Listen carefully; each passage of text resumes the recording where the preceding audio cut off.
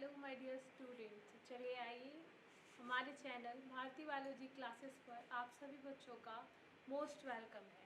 आज हम लोग शुरुआत करेंगे बच्चों 11th के नए चैप्टर से, जो कि होगा एकदम बेसिक से। तो हम सबसे पहले देखेंगे कि 11th का जो सिलेबस है वो क्या है, क्योंकि अभी अभी आपका 10th का रिज़ल्ट आया है। जैसा कि कल हम लोगों ने देखा कि आईसीएसई बोर्ड ने भी अपना रिज़ल्ट प्रकाशित कर दिया, कुछ दिन में सीबीएसई भी आ जाएगा। तो इस तरह से अब धीरे धीरे रिज़ल्ट का कारवां बढ़ता जा रहा है, तो हम थोड़ा सा बढ़ेंगे 11th के सिलेबस की ओर। तो चलिए आज हम सबसे पहले चर्चा करते हैं कि हमारे 11th के सिलेबस में हमें पढ़ना क्या क्या है। तो कुल मिलाकर 5 यूनिट पढ़ने हैं आपको, 5 इकाइयाँ पढ़नी है आपको, जिसमें पहली इकाई जो है फर्स्ट यूनिट, उसमें 4 चैप्टर है। कितना चैप्टर है? 4 चैप्टर है, जिसमें पहला चैप्टर का नाम है द लिविंग वर्ल्ड। क्या नाम है? The living world. इसको हिंदी में कहेंगे सजीव जगत। क्या कहेंगे हिंदी में? सजीव जगत। सेकेंड चैप्टर है बच्चा बायोलॉजिकल क्लासिफिकेशन। क्या है सेकेंड चैप्टर? बायोलॉजिकल क्लासिफिकेशन, जिसको हिंदी में कहेंगे जीव जगत का वर्गीकरण। क्या कहेंगे? जीव जगत का वर्गीकरण। तीसरा चैप्टर है प्लांट किंगडम, जिसको हिंदी में कहेंगे पादप जगत। एक ऐसा जगत, एक ऐसी दुनिया जिसमें हम केवल पौधों के बारे में पढ़ेंगे। चौथा चैप्टर है अपने पास एनिमल किंगडम, जंतु जगत। तो सबसे पहले हम इस इकाई की बात करेंगे, इकाई 1 की, जिसमें हम कुल कितने चैप्टरों का अध्ययन करेंगे? 4 चैप्टर्स का। मैंने बताया आपको पहले चैप्टर का नाम, दूसरे चैप्टर, तीसरे चैप्टर और चौथे चैप्टर का नाम। तो आइए चलिए हम शुरुआत करते हैं कि पहला चैप्टर हमारा क्या है। तो मैंने आपको कहा पहला चैप्टर है हमारा सजीव जगत। इसको इंग्लिश में कहेंगे द लिविंग वर्ल्ड, सजीव जगत, द लिविंग वर्ल्ड। तो अब बात आती है कि हम इस चैप्टर में क्या पढ़ेंगे। तो चलिए आते हैं। सबसे पहला बात पढ़ेंगे सजीव क्या है। What is living? क्या है सजीव? तो देखिए एक छोटा सा बात है, इस चैप्टर को पढ़ने से पहले अगर हम एक छोटा सा ओवरव्यू ले लें कि मैम इस चैप्टर में हमको क्या क्या पढ़ना है, कौन कौन से टॉपिक्स पढ़ने हैं। तो पहला जो मुख्य टॉपिक है वो तो चैप्टर का नाम से ही समझ में आ रहा है ना, सजीव जगत। क्या नाम है चैप्टर का? सजीव जगत। तो जो चैप्टर स्टार्ट होगा वो कहाँ से होगा? सजीव से स्टार्ट होगा। और एक बात याद है आप लोगों को, मैंने कहा था कि ऑनलाइन ऑफलाइन हर चीज़ लेकर आएंगे आपके लिए।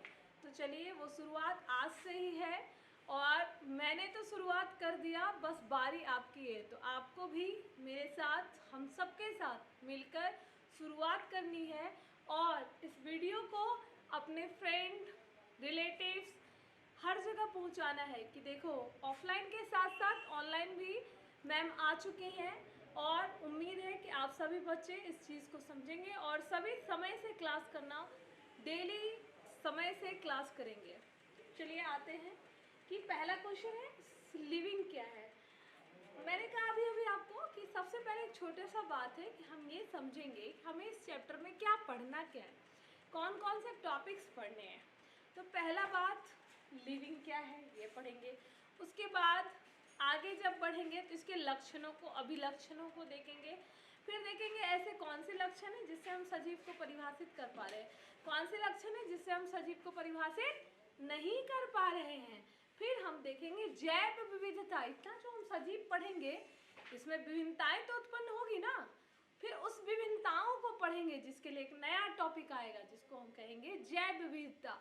जब हम जैव विविधता पढ़ेंगे उसमें पढ़ेंगे कि इतने सारे सजीव हैं, तो जब हम सजीवों का ढेर सारा देख लेंगे दुनिया, तो इसका मतलब क्या, उसको अलग अलग समूहों में बांटेंगे भी, तो बांटने की प्रक्रिया भी तो होगी। उस बांटने की प्रक्रिया को हम कहेंगे वर्गीकरण। क्या कहेंगे? वर्गीकरण। इसके बाद हम लोग पढ़ेंगे वर्गीकरण, फिर पढ़ेंगे वर्गीकी पदानुक्रम, क्योंकि वर्गीकरण एक स्टेप में तो नहीं होगा, सिंगल स्टेप में तो वर्गीकरण नहीं हो सकता।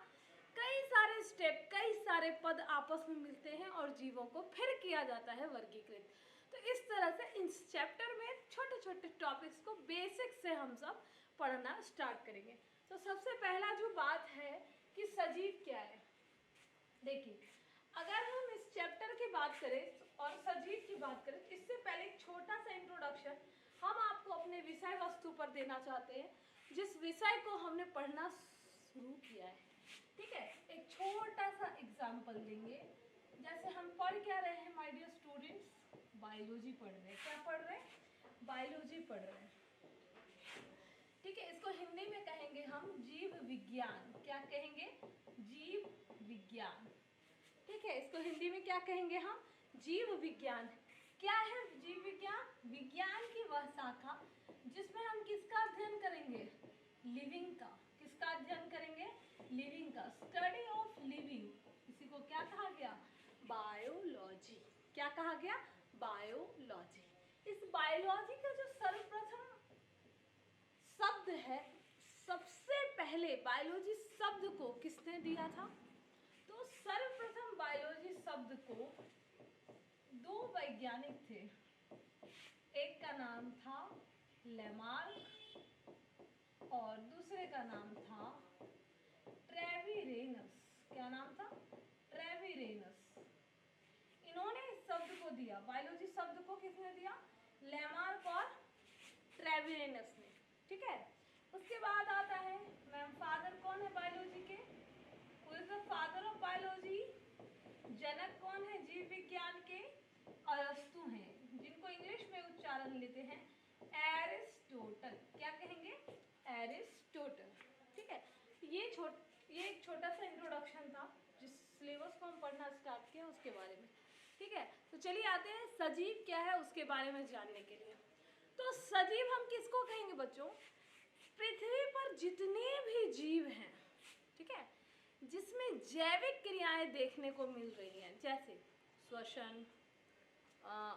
श्वसन, परिवहन, उत्सर्जन, गति, मूवमेंट, लोकोमोशन। ठीक है, ये सारे के सारे जीव क्या हैं?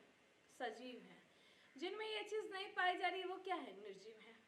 तो हम कहेंगे कि वह जीव जो वृद्धि करेगा, क्या करेगा? वृद्धि करेगा, जिसमें ग्रोथ होगा वह सजीव होगा। ठीक है, फिर कहेंगे वह जीव जो जनन में भाग लेगा, जनन करेगा, जो रिप्रोडक्शन करेगा, अपने जैसे नए संतान को जन्म देगा, वह क्या है? सजीव। फिर कहेंगे हम वह जीव जिनके शरीर में जैविक क्रियाएं हो रही हैं, वह क्या कहलाएगा? सजीव कहलाएगा। मतलब जिसके शरीर में उपापचय की क्रिया देखी जा रही है। कौन सी क्रिया? उपापचय की क्रिया। मतलब जिसके बॉडी में मेटाबॉलिज्म हो रहा है, वो क्या है? सजीव। आगे हम देखेंगे वह जीव जिनका शरीर कोशिकाओं से मिलकर बना हुआ है, उसको हम क्या कहेंगे? सजीव। क्या बोले? वह जीव जिनका शरीर कोशिकाओं से मिलकर बना है, उसको हम क्या कहेंगे? सजीव। और एक बात है कि वह जीव जो इस पर्यावरण में हो रहे परिवर्तनों को क्या करेगा? महसूस करेगा और उसके प्रति चेतना को दर्शाएगा, मतलब अभिक्रिया देगा, उसको हम क्या कहेंगे? सजीव कहेंगे। क्योंकि निर्जीव तो नहीं कर सकता ना भैया। ये देखो, ये कलम है, इसको हम फेंक देंगे किसी मैदान में, तो बताओ क्या ये कहेगा कि गर्मी?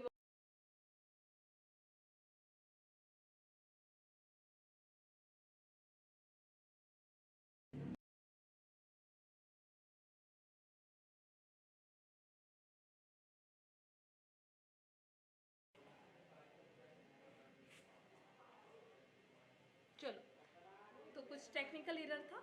हाँ, तो मैंने क्या कहा कि ये जो कलम है, ये जो पेन है, देख रहे हो आप, ये कहेगा क्या कि हमको गर्मी बहुत लग रहा है, फेंक दो कहीं पे? नहीं कहेगा। हवा में पहुंचा दो, एसी चला दो, कूलर चला दो, ऐसा कहेगा क्या? नहीं। क्यों नहीं कहेगा? क्योंकि इसमें तो कोई जीवन ही नहीं है ना, ये तो बिना जीवन के है। इसको तो जब तक हम चला रहे तब तक जीवन है, तोड़ देंगे जीवन खत्म। ठीक है, जब तक इंक है, जब तक चल रहा है, खत्म इंक खत्म जीवन, फिर हम चाहेंगे इसमें जीवन आ जाए, इंक डाल देंगे। लेकिन हमारे आप में ऐसा कुछ हो सकता है क्या कि हमारी सांसें अभी रुक जाए और हम मर जाए, डेड हो जाए, तो फिर से हमारे अंदर कोई सांस डाल देगा? ऐसा नहीं हो सकता ना। तो ये जो कैरेक्टरिस्टिक्स है, ये जो गुण है, ये केवल किसका हो सकता है? सजीव का। तो मैंने क्या कहा आपको, एक और है ऐसे जीव जो संवेदनशीलता को दर्शाते हैं, उनको हम क्या कहेंगे? सजीव कहेंगे। क्या कहेंगे? सजीव कहेंगे। इसको इंग्लिश में कहेंगे बच्चों कॉन्शियसनेस। क्या बोलेंगे? कॉन्शियसनेस। क्लियर हो गया यहाँ तक बात कि हम सजीव किसको कहेंगे? तो ऐसा जीव जो वृद्धि कर सकता है, जिसमें जनन क्रिया की क्षमता होगी, और जो जिनका शरीर कोशिकाओं से मिलकर बना होगा, जिनके शरीर में क्या हो रहे होंगे? जैविक क्रियाएं हो रही होंगी, जो पर्यावरण में क्या दर्शा रहा है? चेतना को दर्शा रहा है। ठीक है, उसको हम क्या कहेंगे? सजीव कहेंगे। चलिए इसके बाद हम देखते हैं अगला टॉपिक। अगला टॉपिक है सजीवों के लक्षण या अभिलक्षण या विशेषता। एक ही बात हुआ, इंग्लिश में इसको कहेंगे कैरेक्टरिस्टिक्स ऑफ लिविंग। क्या कैरेक्टरिस्टिक है लिविंग का? ठीक, तो चलिए देखते हैं क्या कैरेक्टरिस्टिक्स है लिविंग का। ठीक है, तो हम देखेंगे, इसको हम दो भाग में बांट देते हैं।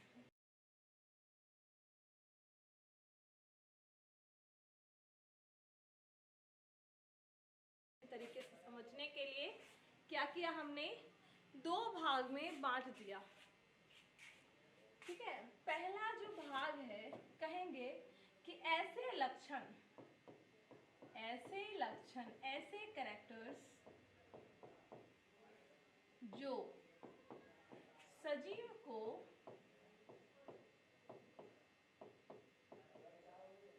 पूरी तरह से परिभाषित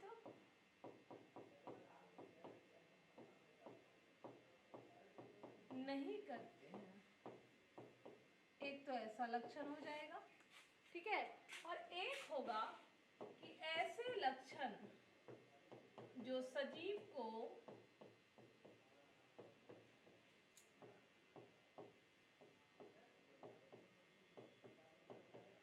पूरी तरह से परिभाषित करते हैं, जो सजीव को क्या करते हैं? पूरी तरह से परिभाषित करते हैं।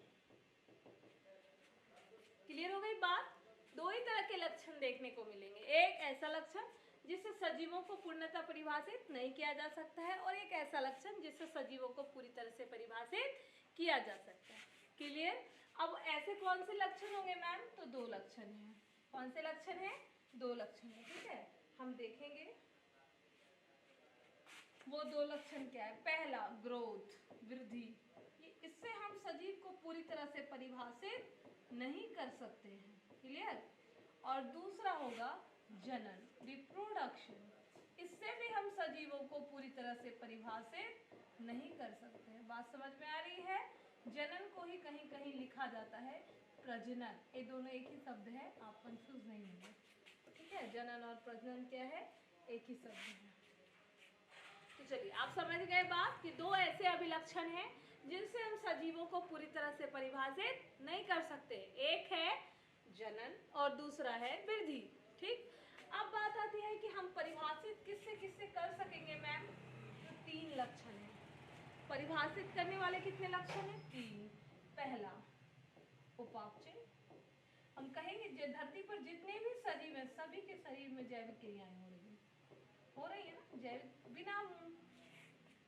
जैविक प्रोसेस के, बिना बायोलॉजिकल प्रोसेस के सजीव जीवित ही नहीं रह सकता है। बिना सांस लिए हम और आप जिंदा रह सकते हैं क्या? नहीं। बिना भोजन किए अच्छे अच्छे खाना खाए, अभी गर्मी में गोला कुल्फी ये सब खाएंगे, बिना खाए रह सकते हैं क्या? नहीं रह सकते।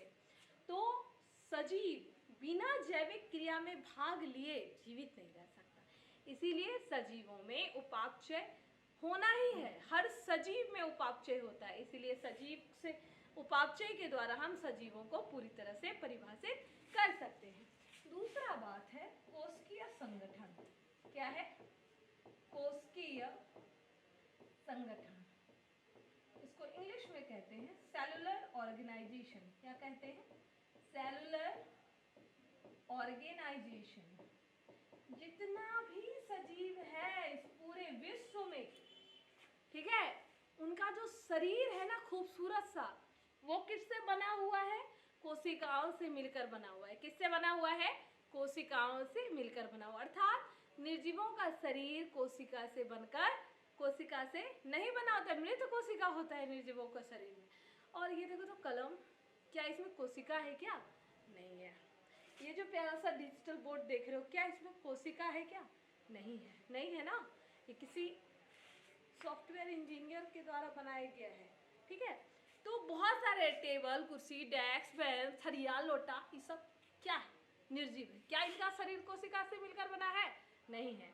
तो हम कैसे समझे कि निर्जीव है? क्योंकि हम समझे कि कोशिका उसका नहीं है, इसमें जीवन उवन नहीं है, इसमें ना इसमें वृद्धि होता है, ना इसमें जनन हो रहा है, ना इसमें कोई प्रकार का जैविक प्रक्रिया हो रहा है। तो यह क्या नहीं है? सजीव नहीं है। उसके बाद जो तीसरा लक्षण होगा वो क्या होगा? संवेदनशीलता। क्या होगा? संवेदनशीलता, जिसको इंग्लिश में कहते हैं कॉन्शियसनेस। इससे भी हम सजीवों को पूरी तरह से क्या कर सकते हैं? परिभाषित कर सकते हैं। यहाँ तक बात समझ में आ गया कि सजीवों के अभिलक्षणों को दो भाग में हमने डिवाइड किया। पहले को कहा कि कुछ ऐसे लक्षण जिनसे हम सजीवों को पूरी तरह से परिभाषित नहीं कर सकते हैं, और कुछ ऐसे लक्षण होंगे जिससे हम सजीवों को पूरी तरह से परिभाषित कर सकेंगे। वो लक्षण जिनसे सजीवों को पूरी तरह से परिभाषित नहीं किया जाता है वो कौन से लक्षण हैं? वृद्धि और जनन, ग्रोथ और रिप्रोडक्शन।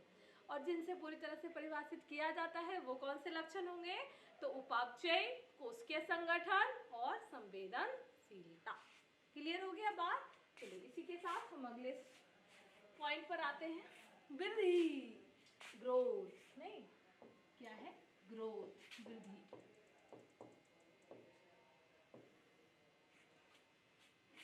क्या है वृद्धि? अब देखते हैं क्या है वृद्धि, क्या है ग्रोथ, तो समझेंगे।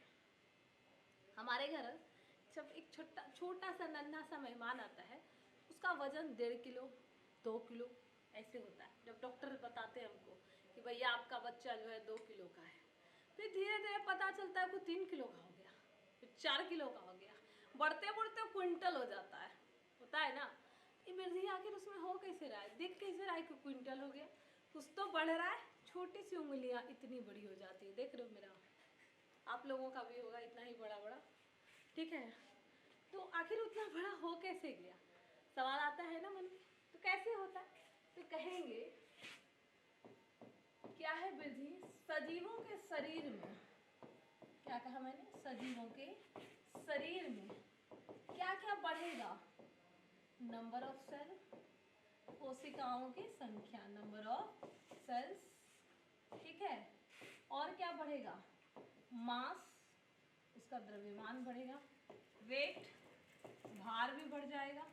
ठीक है, साइज, आकार भी चेंज हो जाएगा, साइज चेंज हो जाएगा। इन सब चीज को देखकर हम क्या कहेंगे? जीवों में क्या हो रहा है? वृद्धि हो रहा है। क्या हो रहा है?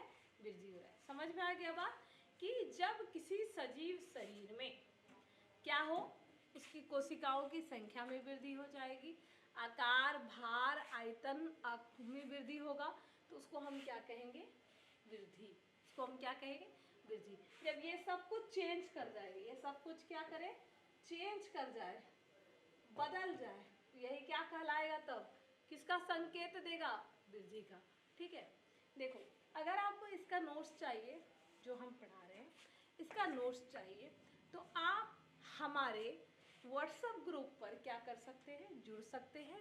या फिर ऐसे बच्चे जो भागलपुर के आसपास रहते हैं या भागलपुर में आते हैं, भागलपुर में रहते हैं या भागलपुर में पढ़ने को आते हैं, वो बच्चे हमसे ऑफलाइन कनेक्ट हो सकते हैं और हमारे इस पूरे क्लास का PDF आप वहाँ से प्राप्त कर सकते हैं। ठीक है, आपको हमसे जुड़ने के लिए बस कुछ ज़्यादा मेहनत नहीं करना है। भागलपुर आना है, उर्दू बाजार आना है, वहाँ एक बड़ा भव्य मंदिर है दुर्गा मैया का, बस उसके सामने से खड़ा होकर देख लेना है, मैम ही दिख जाए। ठीक है, तो ऐसे बच्चे जो ऑफलाइन क्लास में जुड़ना चाहते हैं वो ऑफलाइन आएंगे। ऐसे बच्चे जो भागलपुर किसी कारण से नहीं आ पा रहे, उनके लिए आप चिंता नहीं करेंगे, फ्री ऑफ कॉस्ट हम इस YouTube चैनल के जरिए आपको पूरा का पूरा चीज़ देते रहेंगे। बस नोट्स के लिए आप हमको हमारे व्हाट्सएप ग्रुप को ज्वाइन करना होगा। उसका जो प्रोसेस है वो जब आप मैसेज करेंगे, कॉल करेंगे, कांटेक्ट करेंगे तो आपको बता दिया जाएगा। चलिए आगे आते हैं। ग्रोथ तो हमने देख लिया, अब हम देखेंगे ये जो ग्रोथ है ये कितने प्रकार का होता है, ग्रोथ कितने प्रकार का होता है। ठीक है, यहाँ पर दिखाया गया कि 4 प्रकार के ग्रोथ होते हैं, सीमित ग्रोथ, सीमित वृद्धि, असीमित वृद्धि, आंतरिक वृद्धि और बाह्य वृद्धि। चलिए, सीमित वृद्धि को इंग्लिश में कहते हैं डिटरमिनेट ग्रोथ, डिटरमिनेट ग्रोथ या डिफरेंट ग्रोथ, एक ही बात हुआ। ठीक है, और सीमित वृद्धि को कहते हैं indeterminate growth, indeterminate growth. Clear? आंतरिक वृद्धि को कहेंगे इंट्रिंसिक या इंटरनल ग्रोथ, इंट्रिंसिक या इंटरनल ग्रोथ। क्लियर हो गया? बाह्य वृद्धि को कहेंगे एक्सट्रिंसिक या एक्सटर्नल ग्रोथ। अब बात को समझना है, ठीक है, चारों के प्रकारों को समझना है डियर स्टूडेंट्स। ठीक, सबसे पहला बात क्या है, सीमित।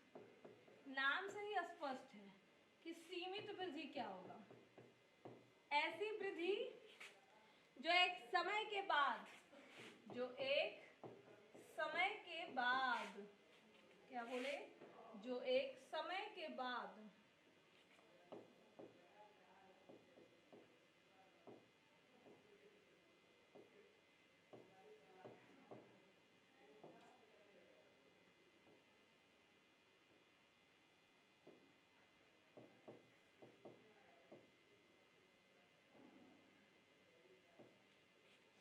समय के बाद क्या हो जाता है, बंद हो जाता है। क्या हो जाता है, बंद हो जाता है। उसको हम लोग क्या कहेंगे, सीमित वृद्धि। क्या कहेंगे, सीमित वृद्धि। ठीक है, उसके बाद असीमित वृद्धि किसको बोलेंगे, असीमित वृद्धि किसको बोलेंगे, ये डांस कर रहे हैं भैया। चलो दूसरा क्या बोले हम, असीमित वृद्धि।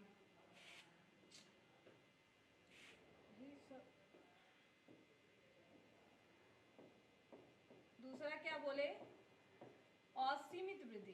ठीक है, किसको बोलेंगे, जो जीवन प्रयत्न होता है, जब तक कोई जीव जिंदा है तब तक उसमें क्या हो जाएगा, वृद्धि होता रहेगा। तो देखो सीमित वृद्धि किसमें होता है, किसमें होता है आप बता सकते हैं, सीमित वृद्धि होता है सजीवों में। धरती पर जितने भी सजीव हैं उनमें कैसी वृद्धि होती है बच्चों, सीमित वृद्धि होती है। क्यों ऐसा बोल रही है मैम, क्योंकि आप खुद को ले लो, मैम को ले लो, किसी को भी ले लो, खली को ले लो, कितने फीट का होगा खली, 7 फीट। क्या खली 13 फीट का हो पाया, नहीं हो पाया। क्या खली 23 फीट का हो पाया, नहीं हो पाया। क्या रीज़न थे कि वो 23 फीट के नहीं हो पाए, क्योंकि कुछ समय के बाद जो खली की वृद्धि थी, शरीर की जो ग्रोथ थी, वो क्या हो गई, रुक गई।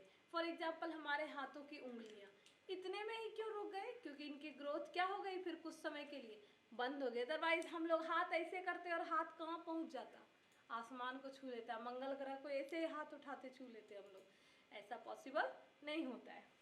लेकिन जो पेड़ पौधा है, सॉरी यहाँ पर थोड़ा सा मिस्टेक हुआ, देखो जंतुओं में जो वृद्धि होती है ना, वो होती है सीमित वृद्धि। ठीक है, और जो पेड़ पौधों की वृद्धि होती है वो असीमित वृद्धि होती है। कैसे, तो इस साल अभी हम लीची आ रहा है, आम आ रहा है, हम सभी बच्चे आम लीची खा लेते हैं और सारे टहनियों को क्या करेंगे, साइड साइड से काट देंगे। तो हम क्या देखेंगे कि अगले साल फिर से क्या हो गया है, सारी टहनियाँ आ चुकी हैं, अंकुरन हो चुका है और सभी टहनी वापस से तरोताजगी से वापस आ चुका है। तो इस तरह के वृद्धि को हम क्या कहेंगे? असीमित वृद्धि। जब वृद्धि क्या हो जाए, जीव के जीवन काल तक रहता है, मतलब जब तक जीव का जीवन काल है तब तक उसमें वृद्धि होता रहेगा, उसको हम कहेंगे असीमित वृद्धि। और एक निश्चित समय अंतराल के बाद जब किसी जीव के शरीर में वृद्धि रुक जाए तो उसको हम कहेंगे सीमित वृद्धि। चलिए, तीसरा आता है आंतरिक वृद्धि। तीसरा क्या है? आंतरिक वृद्धि। क्या है आंतरिक वृद्धि? तो ऐसा वृद्धि जो शरीर के कहाँ हो? शरीर के अंदर। कहाँ हो? शरीर के अंदर। उसको हम लोग क्या कहेंगे? आंतरिक वृद्धि। क्या कहेंगे? आंतरिक वृद्धि। ठीक है, जो किसमें देखने को मिलेगा? हम सजीवों में देखने को मिलेगा, क्योंकि हमारी वृद्धि जो हो रही है वो क्या हो रही है? अंदर से हो रही है। कहाँ से हो रही है? अंदर से। एक छोटा सा बीज जब हम लगाते हैं किसी के मिट्टी के अंदर में, ठीक है, यहाँ से देखते हैं अंकुरण हो जाता है। तो कब होता है? जब ये बीज फूल गया, ठीक है, इसमें पानी डाले, खाद डाले और बीज क्या हो गया? फूल गया। उसकी कोशिकाएं उस तक क्या हो गई? विभाजित होकर बड़े हो गए और फिर वहां से अंकुरन निकल आया। ठीक, कहाँ से हुआ? ये सारा काम अंदर से हुआ ना। तो इसको हम लोग क्या कहेंगे? आंतरिक वृद्धि। जो किसमें देखा गया? सजीवों में। किसमें देखा गया? इसका एग्जाम्पल क्या हो जाएगा कि आंतरिक वृद्धि किसमें होता है? सजीवों में होता है। किसमें होता है? सजीवों में। चौथा बात होता है बाह्य वृद्धि। चौथा क्या हुआ? बाह्य वृद्धि। जो शरीर से बाहर वृद्धि होगा, किसी भी जीव के शरीर से बाहर वृद्धि होगा तो उसको हम क्या कहेंगे? बाह्य वृद्धि। जैसे नॉन लिविंग्स में, निर्जीवों में कैसी वृद्धि होती है? वो तो जीव ही है ना, नॉन लिविंग। उसमें कैसे वृद्धि होगा? तो बाह्य वृद्धि होगा। कैसे? देखो, मान लो बचपन में हम लोग खेलते थे और एक छोटा सा पहाड़ यहाँ देखे थे, सड़क है, तो सड़क के किनारे, ठीक है, बहुत सारा यहाँ पे पत्थल उत्थल तो मिलेगा, बालू उलू भी होगा, बहुत सारा कुछ मिलेगा आपको, ठीक है।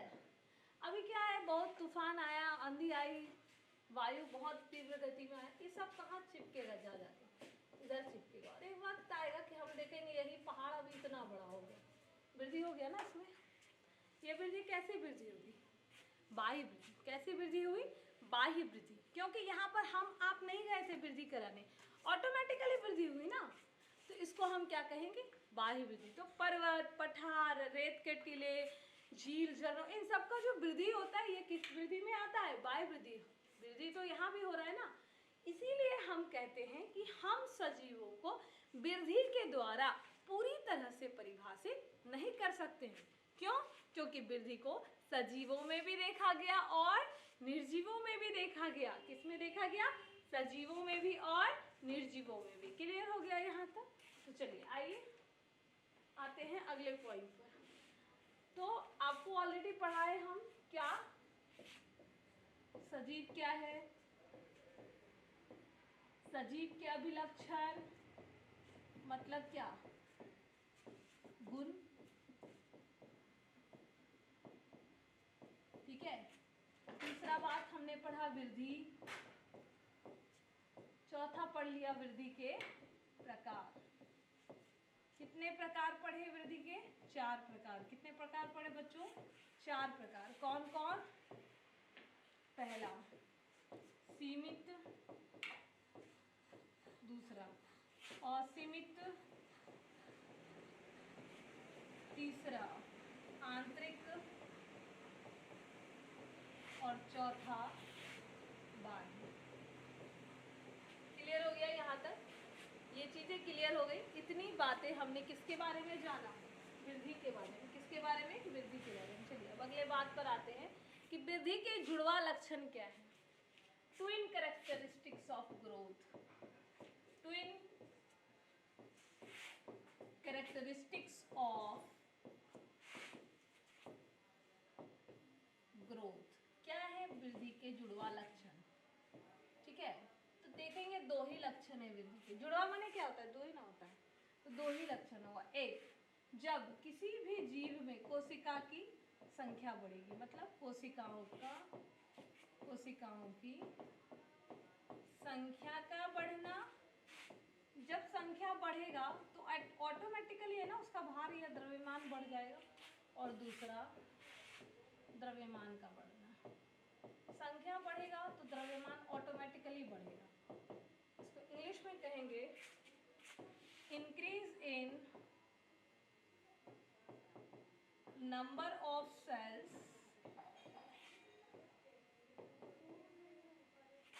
और दूसरा बोलेंगे इंक्रीज इन मास। क्लियर हो गया यहाँ तक बात?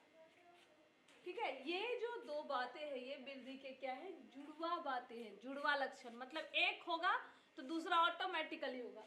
कहने का मतलब द्रव्यमान बढ़ेगा तो उसका मतलब ऑटोमेटिकली जीव के शरीर की संख्या क्या हो रही है, कोशिकाओं की बढ़ रही है। संख्या बढ़ेगी तो ऑटोमेटिकली क्या बढ़ेगा, द्रव्यमान बढ़ेगा।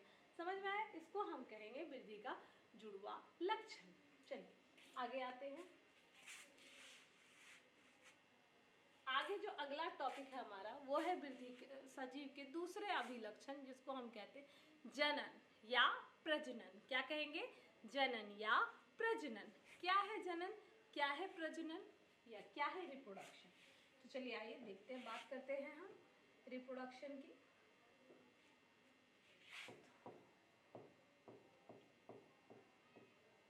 सबसे पहला बात कि रिप्रोडक्शन कैसा प्रोसेस है, जैविक प्रक्रिया है। रिप्रोडक्शन कैसा प्रोसेस है, जैविक प्रक्रिया है। ठीक है, जैविक प्रक्रिया है। होता क्या है, तो एक जीव है, ठीक, मान लो कुत्ता है, बिल्ली है, हाथी है, कुछ भी, ठीक, ये क्या है, जीव है। इंग्लिश में इसको कहेंगे ऑर्गेनिज्म। क्या कहेंगे, ऑर्गेनिज्म। इसके शरीर में हो रही है बायोलॉजिकल प्रोसेस। कौन सा प्रोसेस हो रहा है, बायोलॉजिकल प्रोसेस हो रहा है। उसके बाद ये अगर मान लो जीव हाथी है तो ये हाथी को ही जन्म देगा, अगर ये बिल्ली है तो बिल्ली को ही जन्म देगा, कुत्ता है तो कुत्ते को जन्म देगा, और अगर ये मनुष्य है तो यह मनुष्य को ही जन्म देगा। ठीक है, मनुष्य है तो मनुष्य के जैसे ही संतान को जन्म देगा। तो ये जो है क्या करेगा, अपने ही जैसे एक नए जीव का क्या कर देगा, निर्माण कर देगा। इसी प्रक्रिया को हम क्या कहते हैं, रिप्रोडक्शन। री मने होता है दोबारा, री मने क्या होता है, दोबारा। प्रोडक्शन मतलब क्या, किसी चीज का निर्माण करना, निर्मित करना, किसी चीज को बनाना, वही क्या कहलाएगा, प्रोडक्शन। ठीक है, रिप्रोडक्शन। समझ में आया कि रिप्रोडक्शन क्या है, बायोलॉजिकल प्रोसेस है। रिप्रोडक्शन क्या है, बायोलॉजिकल प्रोसेस है, जिसमें रिप्रोडक्शन क्या है, बायोलॉजिकल प्रोसेस है जिसमें ऑर्गेनिज्म क्या करता है, जिसमें ऑर्गेनिज्म अपने ही जैसे, जिसमें ऑर्गेनिज्म अपने ही जैसे नए जीव को क्या करता है, उत्पन्न करता है। अपने ही जैसे नए जीव को उत्पन्न कर देता है। इसी प्रोसेस को हम क्या कहते हैं बच्चा, रिप्रोडक्शन। क्या बोलेंगे इस प्रोसेस को हम, रिप्रोडक्शन। समझ में आ गई बात? अब देखो, वह जीव जो इसमें भाग ले रहा है, वह जीव जो इस प्रक्रिया में भाग ले रहा है, इस जीव को क्या कहेंगे हम, जनक। क्या कहेंगे, जनक। इस जीव को हम कहेंगे जनक, इंग्लिश में कहते हैं पेरेंट। क्या कहते हैं, पेरेंट। समझ में आई बात? क्या कि वह जीव जो जनन की प्रक्रिया में भाग ले रहा है, पार्टिसिपेट कर रहा है, उसको हम क्या कहेंगे, जनक। ठीक है, चलो आगे आते हैं। वह जीव जो बन रहा है, वह नया जीव जो जनन के प्रक्रिया के बाद बन रहा है, उसको हम क्या कहेंगे, संतान या संतति। क्या कहेंगे, संतान या संतति। और अंग्रेजी में तनिक इसका ढेरी नाम है, देख लेते हैं। हम लोग अंग्रेज भी पढ़ जाते हैं। यंग वंस, ठीक है, ऑफ स्प्रिंग, समझिए। ठीक है, अगला ऑफस्प्रिंग, उसके बाद और क्या कहेंगे मैम, प्रोजेनी। और जितने भी निम्न स्तरीय जीव होते हैं उनके संतानों को डाउटर सेल कहा जाता है। क्या कहा जाता है, डाउटर सेल। जैसे अमीबा का बच्चा को हम कहेंगे डाउटर अमीबा, लेकिन मनुष्य के बच्चे को डाउटर मनुष्य नहीं बोल देंगे, डाउटर बच्चा नहीं, डाउटर सेंटेंस वहाँ यूज नहीं होगा। ठीक है, डाउटर टर्म किसके लिए यूज होगा? जो निम्न स्तरीय जीव हैं उनके बच्चों के लिए क्या शब्द यूज किया जाएगा? डाउटर का। तो चलिए इसके बाद आगे देखते हैं हम लोग। अब बात आता है कि जो रिप्रोडक्शन है, जो जनन है, उसके कितने प्रकार हैं? टाइप्स ऑफ रिप्रोडक्शन, जनन के प्रकार। ठीक है, तो बेसिकली जो जनन है ना, ये 2 प्रकार का होता है। कितने प्रकार का होता है? 2 प्रकार का। पहला अलैंगिक जनन। पहला क्या होगा? अलैंगिक जनन होगा, जिसको हम इंग्लिश में कहेंगे एसेक्सुअल रिप्रोडक्शन। क्या कहेंगे? Asexual reproduction. और दूसरा क्या होगा? सेक्सुअल रिप्रोडक्शन, लैंगिक जनन। ये आपने 10th में भी पढ़ा होगा। दूसरा होगा लैंगिक जनन, जिसको हम इंग्लिश में कहेंगे सेक्सुअल रिप्रोडक्शन। क्या कहेंगे इंग्लिश में? Sexual reproduction. तो अलैंगिक जनन क्या है बच्चों? समझेंगे कि अलैंगिक जनन क्या है। देखो, ऐसी प्रक्रिया, जनन की ऐसी प्रक्रिया जिसमें एक कल माने सिंगल, जिसमें एकल को कहेंगे हम सिंगल, ठीक है, जिसमें सिंगल पेरेंट के द्वारा बिना निषेचन, बिना फर्टिलाइजेशन, बिना निषेचन, फर्टिलाइजेशन का मतलब निषेचन, ठीक है, फर्टिलाइजेशन का मतलब क्या होता है?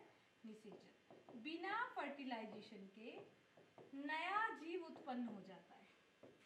नया जीव उत्पन्न हो जाता है, उसी को हम क्या कहेंगे?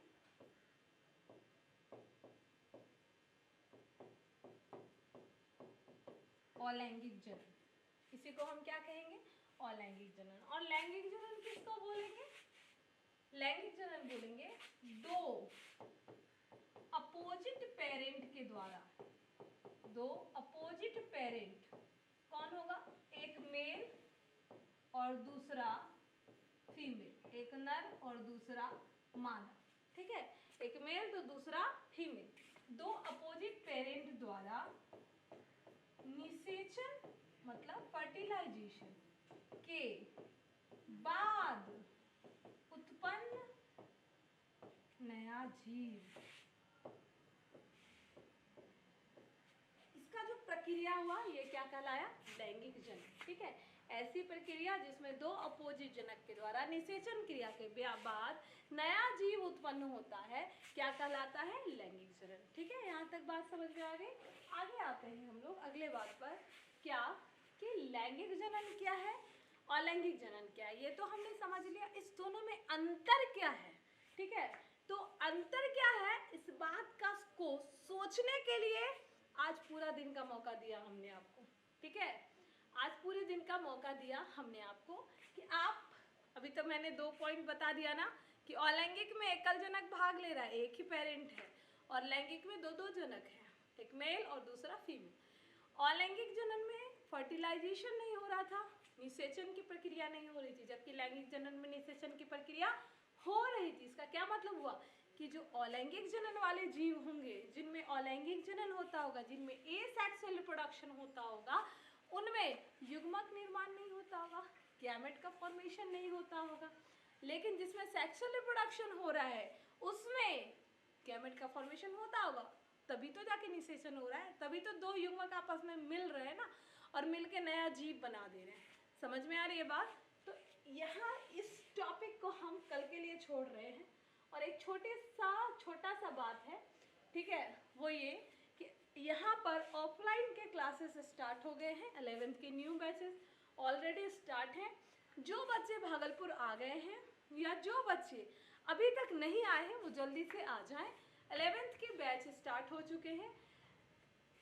हमारा क्या एड्रेस है, आपको आना है उर्दू बाजार दुर्गा मंदिर के एकदम सामने, ठीक है, और आने के बाद करना क्या है, इस नंबर पर कॉल करना है या इसी नंबर पर व्हाट्सएप करें, मैसेज करें, कांटेक्ट करें, हमसे जुड़े और अपने दोस्तों को भी जुड़वाएं, अपने रिलेटिव्स को भी बताएं।